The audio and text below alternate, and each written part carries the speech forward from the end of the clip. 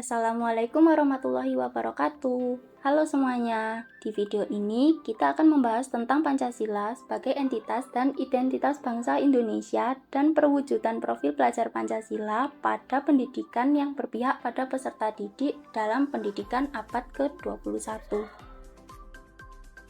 Perkenalkan, kami dari kelompok PPL SMP Negeri 25 Malang yang beranggotakan Miftah Fadlur Rahman, Muhammad Aulia Utama, Muhammad Naufal Baharudin, Nanda Devi Aprilianto, Rizky Rahmat Andre Anang, dan Rutria Sarah Hasna Sabita Afaf.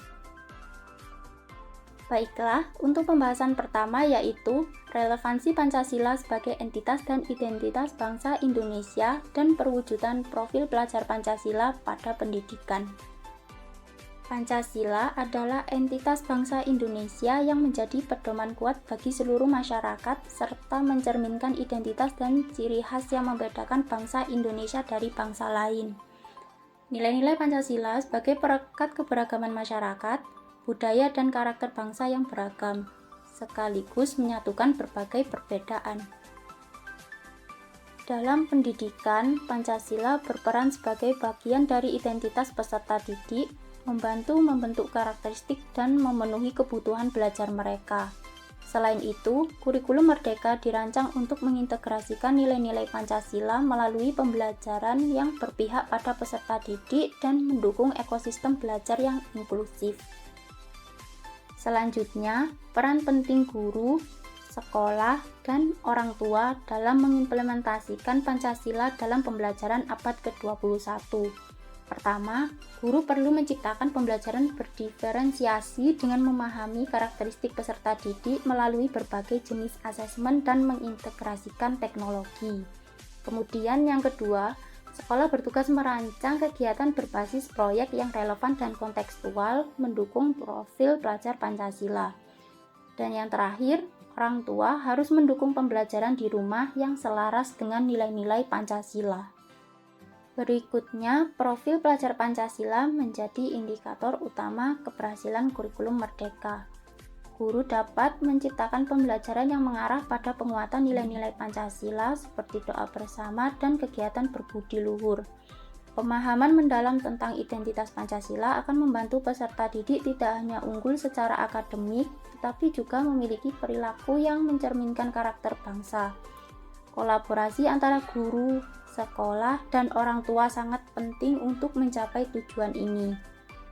Kemudian pembahasan selanjutnya yaitu mewujudkan profil pelajar Pancasila pada pendidikan yang berpihak pada peserta didik. Terdapat 6 dimensi profil pelajar Pancasila.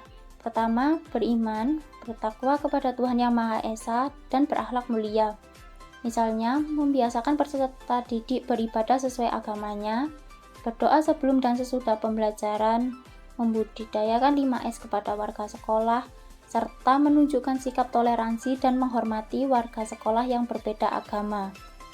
Kedua, berkebinekaan global, seperti kegiatan memperingati Hari Kemerdekaan Indonesia dengan mengadakan lomba-lomba tradisional dan membimbing setiap peserta didik dalam menyelesaikan LKPD tanpa memandang suku, ras, agama, dan sebagainya. Ketiga, bernalar kritis.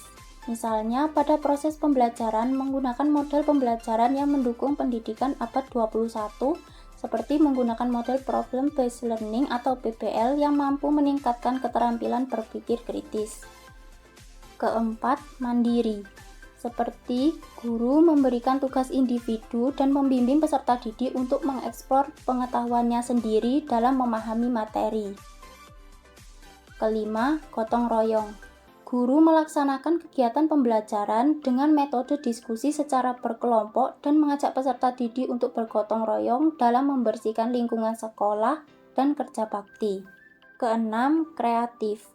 Contohnya, kegiatan memberikan tugas kepada peserta didik untuk mengasah kemampuan kreatif seperti meminta peserta didik membuat aplikasi Scratch sesuai dengan ide mereka. Di sisi lain, Pancasila dalam pandangan kodrat alam menggarisbawahi pentingnya harmoni manusia dengan lingkungan. Seperti pada sila kelima yaitu keadilan sosial bagi seluruh rakyat Indonesia, Hal ini menekankan kesetaraan dan keberlanjutan dalam pengelolaan sumber daya alam. Pancasila mengajarkan tanggung jawab ekologis untuk menjaga keseimbangan antara kebutuhan manusia dan keberlanjutan lingkungan.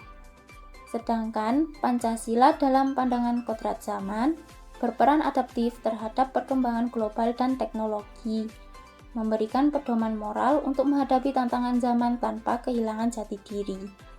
Nilai-nilai Pancasila seperti gotong royong dan kebinekaan relevan untuk membangun generasi yang inklusif, kritis, dan kreatif di tengah era digital dan globalisasi.